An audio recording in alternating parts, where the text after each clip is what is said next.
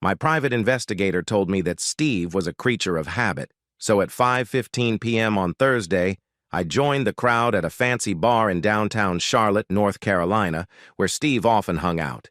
I knew he would be joining his friends in the next few minutes.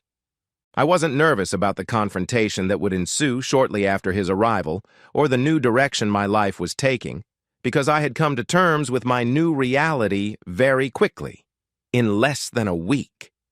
I have to admit that a glass of Knob Creek bourbon helped me relax.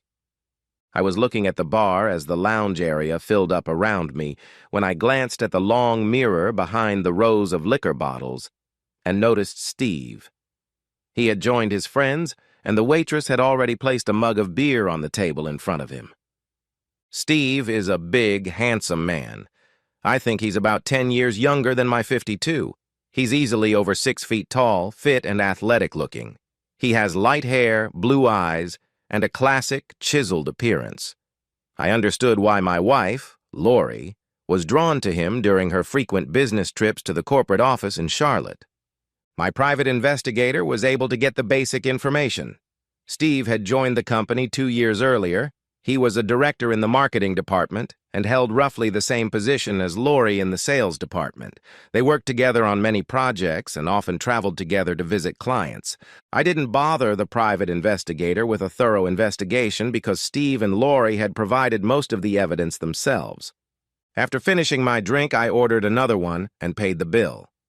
Walking across the room, I stood next to their table and glanced at the 5 men and 2 women who made up Steve's group. "Hi, Steve. I'm Chris Harrington, Lori's husband. I hope we can find a private place to talk." At first, Steve looked confused. He had a smile on his face, but his eyes expressed deep concern. Chris, nice to meet you. What are you doing in Charlotte?" "I flew in to talk to you in private." "Well, I'm here with friends. Do you think we could meet another time?" I glanced around the room. It was filling up quickly, and then nodded toward an empty booth in the back. "All I need is 10 minutes. I'll take that booth." Stepping away from Steve's table, I saw him finish his beer and order another. When he joined me a few minutes later, he looked troubled. "I can't imagine why you came all the way to North Carolina to talk to me. It would have been much easier to call." "I wanted to meet the man who had a sexual relationship with my wife."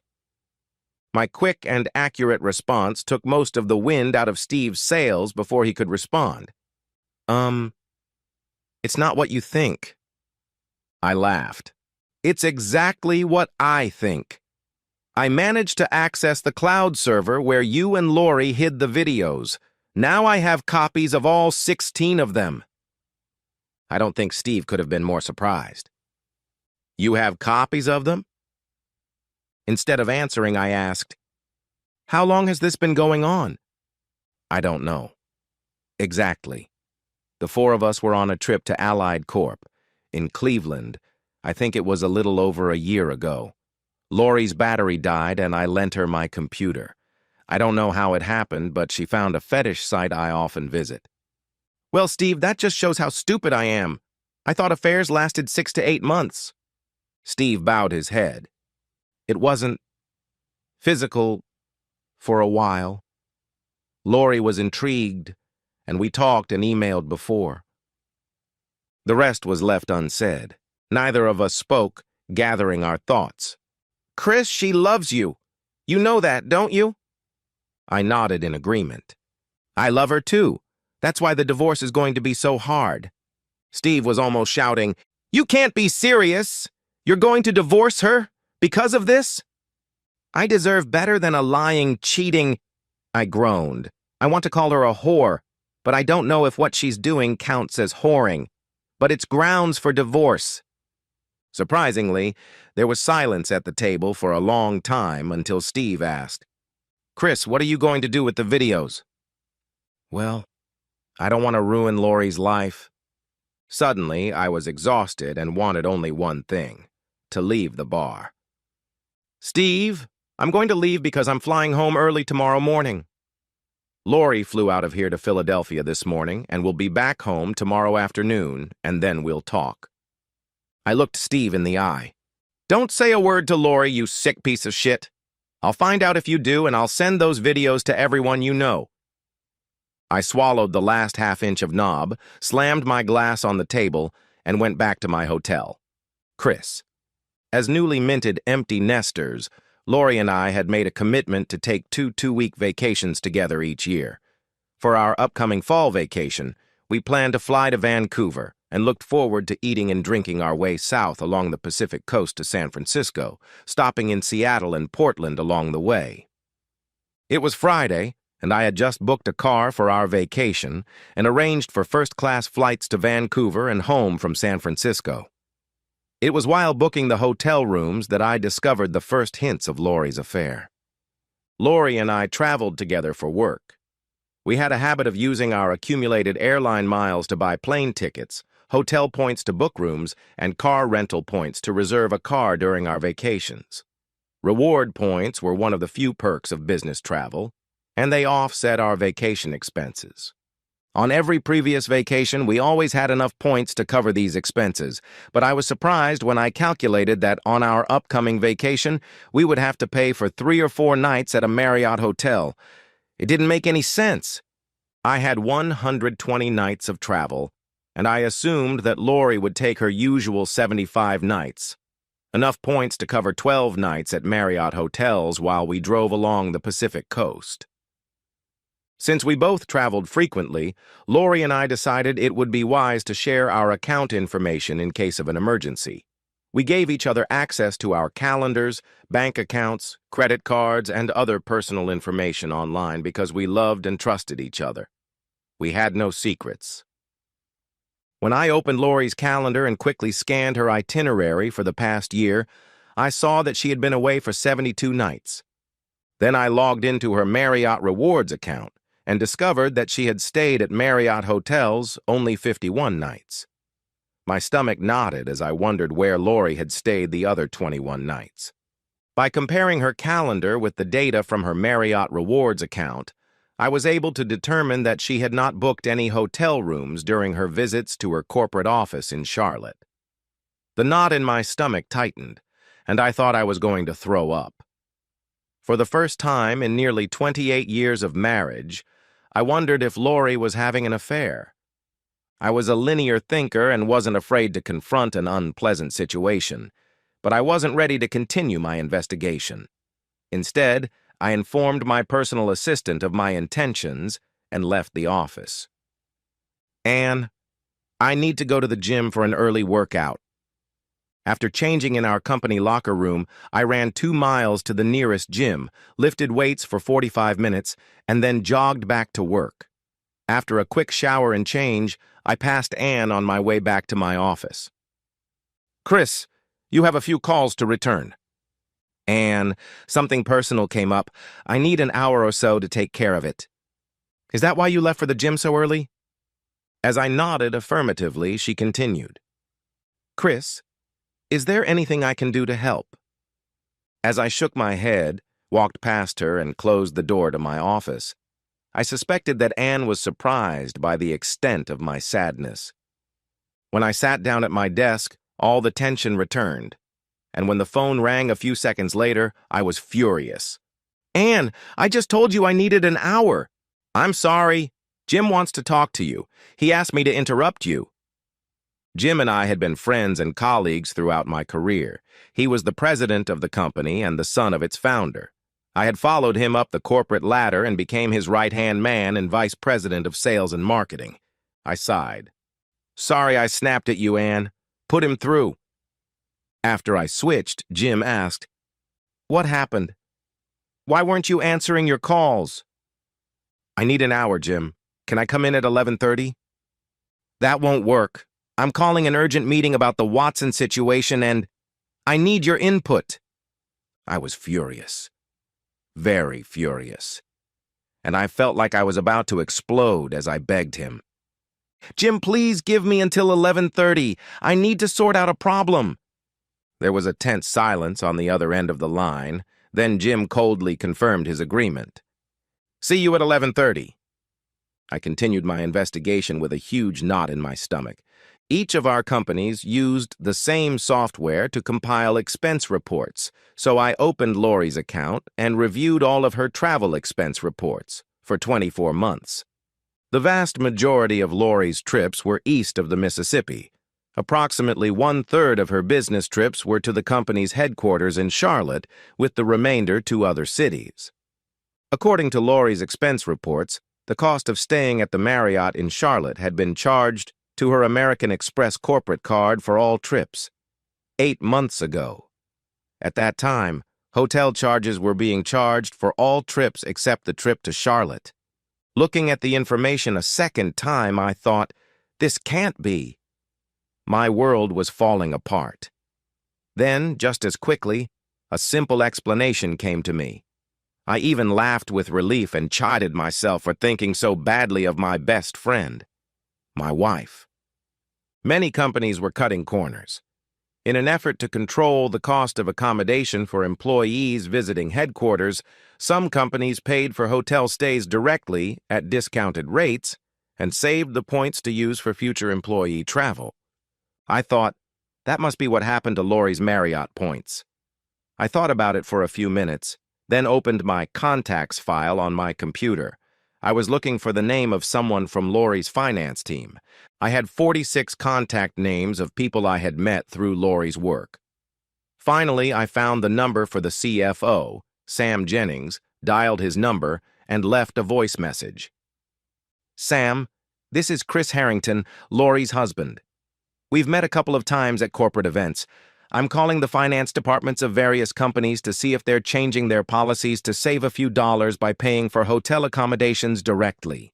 Our finance people are considering this change, but I'm against it because I want my people to benefit from the hotel points.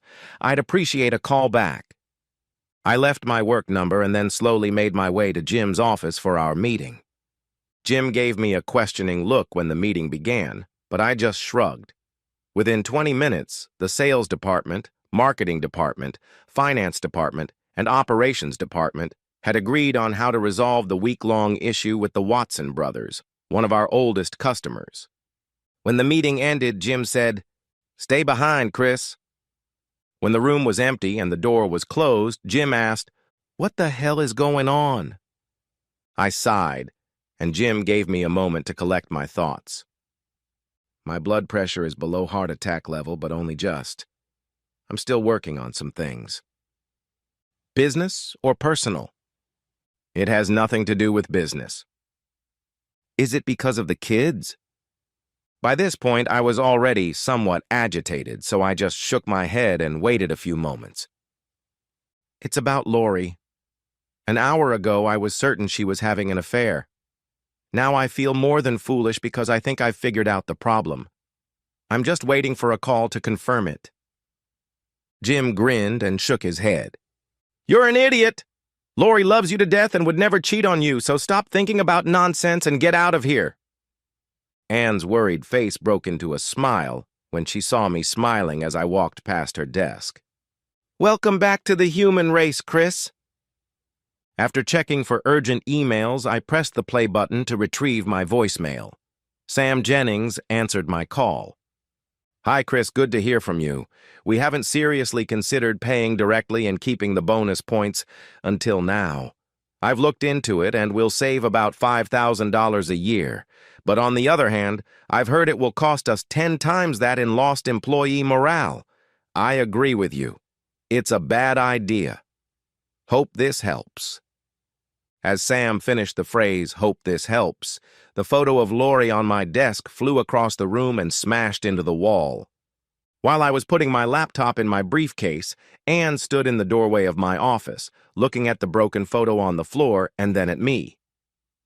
Anne, I'm taking the rest of the day off. Only call me if it's an emergency. If Lori calls, tell her I'm in a meeting and can't be disturbed. Without waiting for a reply, I walked out the door. Lori.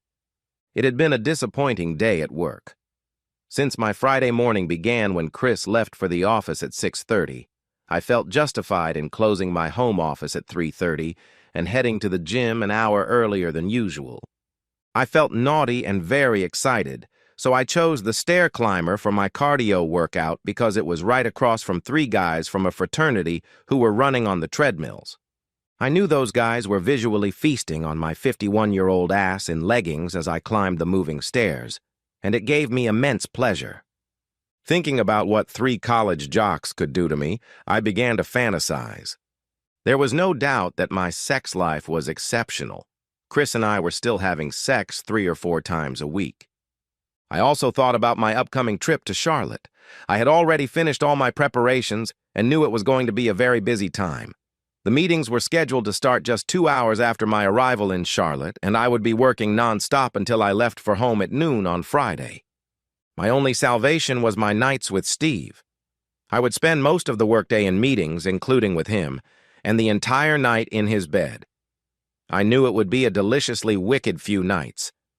I was happy that I finally didn't feel guilty about my nearly year-long affair with Steve. After all, what we did together was so dirty. I could never have brought my beloved husband into the debauchery I engaged in with Steve. It was my personal vice, satisfying a sick sexual need I didn't even know I had. I had a wonderful life. I was proud to be a wife, mother, friend, and respected professional. But when I was with Steve, I could freely explore a newly discovered, deep, primal need. It was a need that no one in my normal life could ever know about. I didn't know I had this twisted need, and I only discovered it by accident. The 4 of us were on a business trip in Cleveland. Steve had booked a room so we could work together, outside of work hours, to prepare for upcoming meetings. We finished our preparations, and Steve invited us out to dinner. Everyone was ready to eat and drink, but I realized I needed another 30 minutes to finish some work for other clients. My tablet battery died, so Steve let me use his laptop. I quickly finished my work, and then, since I wasn't particularly hungry, I opened Google on Steve's computer to check on the delivery of a few items to our home. I typed FE into the search bar, hoping that FedEx.com would appear on the screen. Instead, I was shocked to find a long list of links to femdom websites. I was naive and didn't really understand what femdom meant, so I clicked on the first link. The video was so disgusting, but I watched video after video of women dominating and humiliating men. I couldn't believe Steve was watching this. At first I was horrified, but after watching half a dozen videos, I was aroused with desire. I met up with our group to have a drink, but then I excused myself. "Excuse me, I'm going to order dinner to my room." I barely touched my dinner when a long list of femdom websites popped up on my personal tablet, and I started browsing through various videos. Chris. It was almost 7:30 when I walked into the house on Friday night, and Lori was upset. "Where the hell have you been?" I replied to my loving wife, "I'm sorry. I got caught up in a problem at work and lost track of time. I sent you half a dozen messages and left 3 voicemails. Why didn't you deign to answer me?" "I'm sorry again. I turned off my phone and forgot to turn it back on. I was just happy to get out the door and come home." By that time, Lori had calmed down a bit. "I already ate, but your dinner is probably overcooked. It won't taste very good." I shrugged. "I'll go get some Chinese food and be back in a few minutes." As I was leaving, Lori started to say something, but I didn't catch what she said. When I returned, I ate in my home office and finished some work that had come in during the day, but mostly I waited for Lori to go to bed. At 9:30, she stood in the doorway of my office. "Are you going to bed soon?" "Number, I need to figure this problem out. I don't know how long it will take." I knew Lori wanted to say something else, but she just sighed. "Good night." I waited an hour to make sure Lori was asleep, then went to her office and took her laptop. Before taking it to my office, I checked the notepad in the top center drawer of Lori's desk. Her company required her to change her passwords every month to access the VPN, email system, and many other programs she used for work. She couldn't use the same password for 12 months, so she wrote each new password down in a notebook so she wouldn't forget. It took me less than 30 minutes to find what I was looking for. All the letters were in a folder labeled Steve Miller. The letters that interested me most were mixed in with business correspondence. After reading several months of private letters, I was shocked by Steve and Lori's depravity and perversion. Every new detail was like a knife in my gut. One of the letters, dated 2 months earlier, contained a URL that Steve had created. Lori's letter said that all their videos were stored on this secret website and protected by a password. Fortunately, Steve provided the password.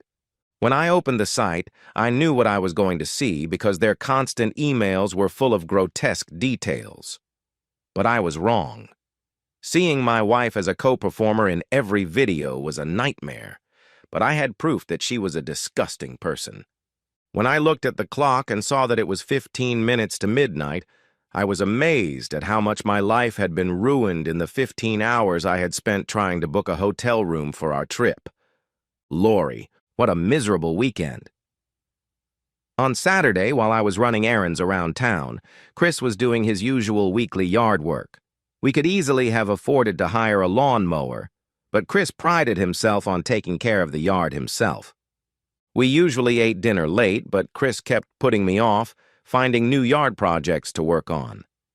I was stunned when Lowe's delivered some items at the end of the day, and as soon as Lowe's left, Butler's nursery delivered 3 new apple trees. Chris, what's all this mean? We talked about planting more apple trees in the backyard. I also want to triple the amount of hops I grow and add 2 new varieties for my India Pale Ale, a type of beer. And when are you going to do all that work? Today I'll dig the holes for the trees and plant them first thing in the morning. Tomorrow afternoon I'll build the trellises for the hops, and while you're away next week, I'll plant the hops. I was furious. Are you planning on spending any time with your wife this weekend? I'll be gone most of next week. You didn't offer, so I assumed you wanted to save your energy for the trip. I was surprised by Chris's reaction, and for a moment I felt guilty, but knowing that my secret about Charlotte was safe, I replied, I'll book a table for dinner. Please be ready to leave at 6:30. An hour before we were scheduled to leave, I became concerned when Chris came into the house and complained of back pain. Chris, is there anything I can do? No, just cancel the reservation. We can have pizza instead. I wanted to please my husband, so I did as he asked. After ordering the pizza, I went to pick it up, along with one of his favorite beers, India Pale Ale from a local brewery. I couldn't believe what I found when I returned with the pizza and beer. Chris was in bed, fast asleep. Sunday wasn't any better. I was hoping for Chris's famous morning joy, but he got up early, an hour before I woke up, and was in the yard working on his projects before I even got out of bed. I complained all day, but he kept working. Talk about disappointment. That evening, he worked in the backyard until almost 7:30, came into the house, ate a tuna salad sandwich, and was snoring 45 minutes later. Phew. On Monday morning, I was upset again. When the alarm went off, I immediately rolled over to lie next to Chris, but was stunned again. The bed was empty. I jumped out of bed, threw on my robe, and went to look for Chris, but he was gone. He just replied to my message almost 20 minutes later. Chris, I'm at work. I wondered if Chris was mad at me, but I couldn't remember what I had done wrong. I also wondered about the lack of sex over the weekend. I couldn't remember a single time, ever, that we hadn't had sex at least twice over the weekend. I decided to launch Operation Sleep with Your Husband and sent him a message. Lori, can't wait for tonight.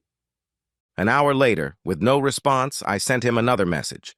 By midday, I was furious because I couldn't understand why he wasn't responding. Some of our best sex had happened after dirty texting during the workday. I tried again. I was stunned by his response. Sorry, I'm going to be working late today. Over the next half hour, I called him 3 times, but each time the call went to voicemail. As a last resort, I texted Chris again. Lori, I'm leaving tomorrow morning for a 4-day trip. I'll be home no later than 6. My emotions were in turmoil. I knew I would still be angry about how I had been treated over the past few days, so I doubted we would have much fun after Chris got home. I decided to take out all my frustration on Steve, so I emailed him some very specific instructions. I knew my words would drive him crazy and make our week together the best ever. I was approaching devil status because it was already 6:30, and Chris still hadn't called, texted, or responded to any of my requests. I thought, what the hell? After eating dinner alone, I finished packing for the week and carried my briefcase and suitcase to the car. I turned on the TV and got angrier and angrier with every sitcom until I finally decided to go to bed. The next morning, Chris would get a cold, emotionless response from me. Chris. When I got home, Lori was already asleep. I wasn't afraid of her anger. In fact, I couldn't wait to not only confront her, but to completely dominate and destroy her in the coming days. It had been a very long day at work. I arrived early and stayed late because I didn't want to fall behind on my work just because I had a 2-hour meeting with a newly hired divorce lawyer. My shark, Vanessa, gave me a long list of tasks to complete while Lori was away. We discussed hiring a private investigator, but decided that the videos I had copied with the explicit content were sufficient ammunition. I crawled into bed, suspiciously for the last time, with my whore of a wife and fell asleep almost immediately. Since I'm a light sleeper by nature, I woke up on Tuesday morning 90 minutes before our alarm was set to go off. I took a shower, got dressed, and headed to work. I was on edge during the drive to the office, but I smiled when I got the first message from Lori. I could feel the steam coming off my phone. Lori. I don't know why you treat me so badly, but it's unbearable. You didn't come home for dinner like I asked. You didn't wake me up when you got into bed, and you left without kissing me goodbye. You know I'll be gone for 4 days. We're going to have a long talk when I get back on Friday night. An hour later. Lori. At the very least, I expected to hear, I'm sorry. Have a good week. What's going on with you, Chris? In between work meetings, client calls, and emails, I was also doing most of the legwork for our divorce. I had a list of our joint bills so that on Thursday I could pay off and cancel our credit cards and other debts, and then we would split whatever was left. Since I owned the house before I met Lori, I would keep it. Aside from a small second mortgage, the house was entirely mine. I hired movers to help me sort through Lori's personal belongings so that on Thursday I could take everything to her parents' garage. The locks in the house were changed, my children were listed as beneficiaries on my insurance policies, and my will and other legal documents were updated to exclude Lori. I spent a pleasant Tuesday evening planting hops in my backyard garden. It would be another 2 years before the plants reached maturity and began to bear fruit. After a late dinner, I went to bed and fell asleep by 9:30. Waking up early on Wednesday morning, I turned on my phone and saw a series of messages from Lori from the previous evening. Lori. Today, for the first time ever since we've known each other, you didn't call me while I was away. Please call me. This can't go on. We need to talk. The second message came an hour after the first. Lori, I'm begging you. Please call me. And finally, Lori, don't shut me out. Please tell me what's going on. I love you. I love you. I thought to myself, if she wants to know, I think it's time to tell her. Me, Steve Miller is what's wrong. Lori, when I read Steve Miller is what's wrong, I was overcome with fear, but it quickly passed when I realized that Chris had no way of knowing the depth of my affair. Because of his strange behavior over the weekend, I decided to play it safe and booked a room at the Marriott while I was in Charlotte. Although I was on edge and wanted the release that only Steve could give me, it wasn't worth jeopardizing my marriage. My further adventures could wait until my next trip to our headquarters the following month. When I dialed Chris's number, I was pleasantly surprised when he answered. Good morning, Chris. I don't understand. What does Steve have to do with you treating me badly? Chris's voice sounded tired and perhaps angry when he replied, If you don't understand that your relationship with Steve is completely unacceptable, I don't know what to say to you. Unacceptable?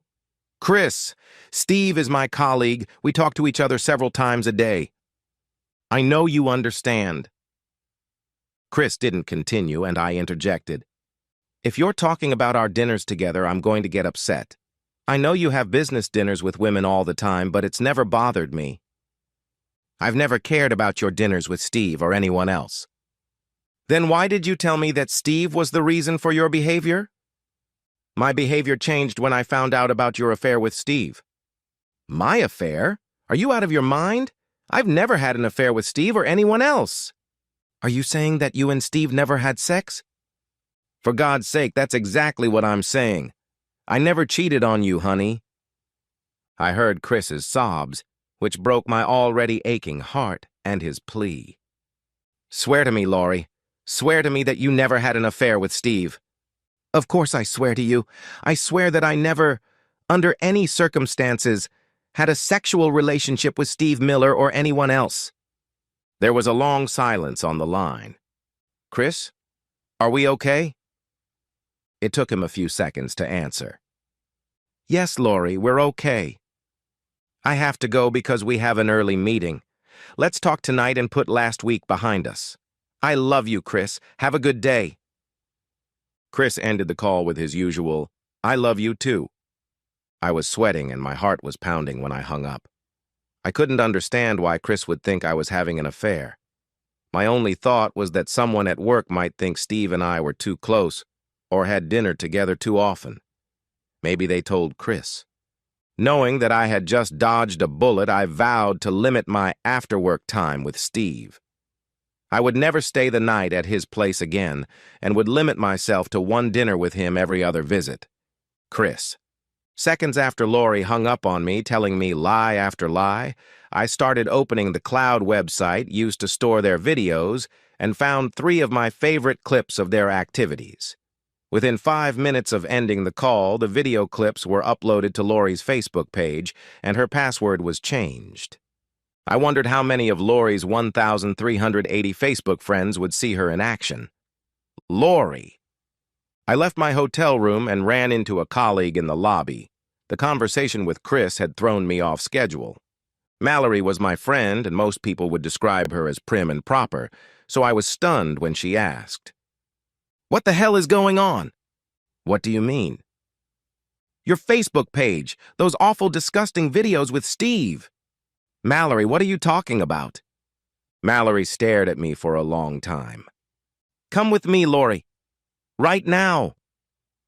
Mallory literally dragged me into a quiet corner of the hotel lobby, took out her laptop, and turned it on. She typed a few commands, and when I looked, I saw that she was on my Facebook page. Mallory played a video that I didn't recognize, and within the next few seconds, my world exploded. Chris.